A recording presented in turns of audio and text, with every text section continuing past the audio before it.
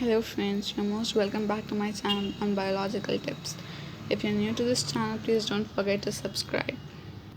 So today we are going to start with transportation circulation part 3. Let's start it. So in the last class I just explained what is vena cava and everything. Now I'm going to start with double circulation. The circulation through our heart. Okay. Why is it said as double circulation? Because in one cycle it moves through heart twice. Now see here. यहाँ देखो आप लोग, यहाँ lungs से blood हमारे heart में जाता है एंड अगेन फिर हार्ट से निकल जाता है और बॉडी में जाता है, बॉडी में यूज़ होता है, फिर बॉडी से हार्ट में जाता है, फिर हार्ट से निकल जाता है। तो दो बार एक साइकिल में, only in one cycle it moves through our heart twice. Okay, दो बार जाता है, इसलिए हम उसे कहते हैं डबल सर्कुलेशन। ठीक है, डबल सर्कुलेशन भी दो में डिवाइडेड है, सिस्टमिक सर्कुलेशन और पल्मोनरी सर्कुलेशन। तो चलिए हम देख लेते हैं सिस्टमिक सर्कुलेशन क्या है। सिस्टमिक सर्कुलेशन हमारा यहाँ देख लेते हैं लेफ़्ट वेंट्रिकल से शुरू होता है। सिस्टमिक सर्कुलेशन हमारा लेफ़्ट वेंट्रिकल से शुरू हो रहा है, उसके बाद हमारे अयोटा से जाता है। It goes from dorsal of aorta, back of the aorta, and उसके बाद सिस्टमिक आर्टरीज, आर्टरीज होती हैं सिस्टमिक आर्टरीज, जहाँ पर बॉडी में जाता है, बॉडी पार्ट्स में जाता है। उसके बाद क्या होता है, सिस्टमिक वेन्स के थ्रू राइट एट्रियम में जाता है। तो ये था सिस्टमिक सर्कुलेशन। शुरू होता है लेफ्ट वेंट्रिकल में, अयोटा के थ्रू बॉडीज़ में जाता है, आर्टरीज के थ्रू, उसके बाद वेन्स में, वेन्स के through right atrium. Starts from left ventricle and ends at right atrium. यहाँ पर वही है, देखो, starts from LV, that is left ventricle, dorsal, back of aorta, systemic arteries, body parts, systemic veins, and then our heart, that is our right atrium. ठीक है। Now pulmonary circulation, that is second of the what we studied, the double circulations, उसका second part है pulmonary circulation. Pulmonary word जब भी आपको याद रखना होगा, it is related to lungs. Pulmonary word is related to lungs always. Now blood completes its circulation from right ventricle to left auricle, मतलब atrium, through lungs. Clear. उसके बाद क्या होता है, जो डीऑक्सीजनेटेड ब्लड होता है, from heart it goes to right ventricle, then pulmonary arteries reaching lungs. Now through pulmonary veins it comes back to heart to left atrium. अभी मैं डायग्राम में समझाता हूँ आप लोग को। Now see here, in what is happening in systemic circulation, it started from left ventricle, it went to right atrium, it ended at right atrium. Now what happens is, तो अब राइट एट्रियम को जाता है, फिर right atrium से वो right ventricle को आता है। Now through pulmonary artery it goes to lungs, blood, and then from there it goes to left atrium. यहाँ से शुरू होता है, राइट वेंट्रिकल से शुरू होता है और लेफ्ट एट्रियम को एंड होता है पल्मोनरी। ठीक है, पल्मोनरी वाला वो होता है सर्कुलेशन, वो राइट वेंट्रिकल से शुरू होता है और लेफ्ट एट्रियम में एंड होता है। वेराज सिस्टमिक सर्कुलेशन लेफ्ट वेंट्रिकल से शुरू होकर राइट एट्रियम में एंड होता है। क्लियर। चलो, डबल सर्कुलेशन तो ह्यूमन बींग्स और उसमें होता है। Single circulation can be seen in the Pisces, that is your fishes. Okay, now let us see the differences between single and double circulation. Single circulation, the blood is moving through heart only once during the completion of the cycle, and here in the double circulation क्या होता है, blood क्या होता है, दो बार जाता है हार्ट की तरफ से।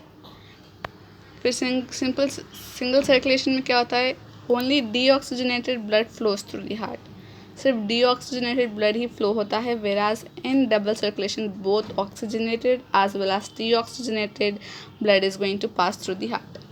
Now in again single circulation, heart pumps blood only to the organs where oxygen is needed. But यहाँ डबल सर्कुलेशन में ये हार्ट नहीं देखता, हार्ट जहाँ नीडेड है वहाँ पर भी देता है ऑक्सीजन, और बाकी के बॉडी पार्ट्स में भी, rest of the body parts को भी वो दे देता है, ट्रांसपोर्ट करता है। उसके बाद in single circulation pressure of the blood is flowing through body is low, whereas in double circulation the pressure of blood flowing is fast because it has to travel long distances, right? in human beings इतना बड़ी body रहती है तो long distances travel करना होता है, इसलिए जो blood का जो flow होता है वो fast होता है। यहाँ metabolic rate is low, here metabolic rate is high in double circulation. Single circulation can be found in the pisces, that is our fishes, and the double circulation is found in amphibians, birds, reptiles and mammals. Clear? तो ये था हमारा table. अब हम देख लेते हैं blood pressure. Blood pressure is the pressure exerted by blood on our blood vessels. Blood pressure दो उसमें डिवाइड है, systolic blood pressure and diastolic blood pressure. Systolic blood pressure it is dangerous because arteries can break and we can meet to god. क्या होता है systolic blood pressure में ना, जो arteries होती हैं वो ब्रेक वो हो सकती हैं, टूट सकती हैं. इसमें क्या होता है, जो वैल्यू होती है ब्लड फ्लो की वो 120 mmHg होती है. इसलिए क्या होता है हमारे आर्टरीज ब्रेक हो सकती हैं, टूट सकती हैं और हम अपने गॉड से मिल सकते हैं. That is we can die. Here diastolic blood pressure is also dangerous because proper amount of oxygen is not reach to our organs. यहाँ आपका वैल्यू क्या होता है 80 mmHg होती है. Now coming to systolic blood pressure, when heart is contracting, blood moves out. That is pressure is high cause blood is pushed. Now again diastolic blood pressure is nothing but when heart is relaxed, blood moves out. That is it with lower pressure. Okay.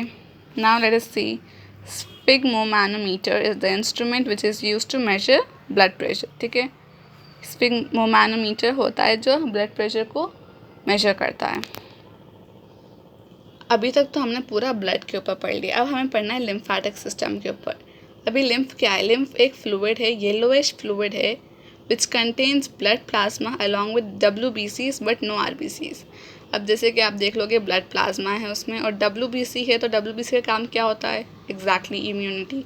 तो lymphatic system में भी immune system जुड़ा हुआ है, but we don't have RBCs here. Now let us see how is lymph this fluid is found. How? See, when exchange takes place in capillaries, there will be some leakage of plasma. जब exchange होता है capillaries में तो थोड़ा plasma leak हो जाता है. ये plasma क्या करता है, हमारे intracellular spaces में जाता है, वहाँ जाके वो fluid बन जाता है जो कि lymph है. Let us see the functions of this lymph. Lymph, it is, as this system has WBCs, it fight against diseases and produce antibodies, that is immunity. Now it also helps in transport of digested fats from intestine. Okay. ये देख लो simple सा diagram है.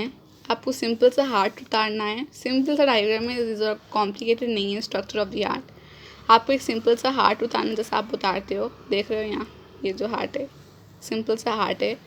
उसके बाद आपको क्या करना है, यहाँ पर कुछ ऐसा उतार देना है ऐसे करके एंड देन फिर ऐसे और ऐसे. See, I'll show you how you should draw. You should draw something like this. No, I'm so sorry. You should draw something like this and like this and like this. ये उतारना है यहाँ. देख same यहाँ पर भी उतारना है. और उसके बाद आपको यहाँ पर बाइकस्पिड वाल्व है, इसलिए हम क्या करेंगे, यहाँ पर एक यहाँ है और एक ऐसा उतर जाएगा. समझे? फिर अगर यहाँ देखोगे तो यहाँ हमारे पास ट्राइकस्पिड वाल्व होता है, इसलिए हम 3 उतारते हैं. राइट एट्रियम और लेफ्ट एट्रियम के बीच में होता है ट्राइकस्पिड वाल्व. राइट वेंट्रिकल और लेफ्ट वेंट्रिकल के बीच में होता है बाइकस्पिड वाल्व, जो कि हम उतार चुके हैं. ये छोटी छोटी आर्टरीज उतार देनी है आपको. ओके सॉरी, ये pulmonary veins actually, I am so sorry, veins हैं. ओके एंड देन ये आपने ऐसे उतार देना है इसको ऐसे करके. उसके ऊपर आपको ये उतार देना है छोटे से. फिर यहाँ पर से उतार दे, यहाँ से ऐसे लेके जाना है और ऐसे और यहाँ बना देना है एंड देन ऐसे. ठीक है, ये हो गया आपकी पल्मोनरी आर्टरी. इसके ऊपर आपको ऐसा बना देना है. ये हो गया आपका वीना कावा. वीना कावा is nothing but your when, the largest when. ये हो गया आपका tricuspid valve with 3 flaps and ये हो गया आपका bicuspid valve with your 2 flaps. ठीक है. आप बोलोगे भाई कैसे याद रखेंगे, ट्राई के पास राइट और लेफ्ट, राइट एट्रियम और राइट वेंट्रिकल के बीच में होता है. तो एग्जैक्टली ट्राई और राई दोनों राइमिंग, इसलिए आप याद कर लोगे. और बाइकस्पिड तो बचा है और लेफ्ट एट्रियम और लेफ्ट वेंट्रिकल के बीच में होता है. तो आज हमने एंड कर देना ये ट्रांसपोर्टेशन सर्कुलेशन का चैप्टर. आपको कैसा दिखा ये chapter? How did you feel for this? Just comment में below. How was it helpful for you? How were the notes and everything? Just tell me below in the comments. So ठीक है ना, आपको like कर देना अगर आपको अच्छी लगी हो, कमेंट करना ना भूलें और इसको शेयर करना ना भूलें. तो ये सब कर दें प्लीज़. और चलिए फिर हम देखते हैं दूसरा चैप्टर. Till then bye.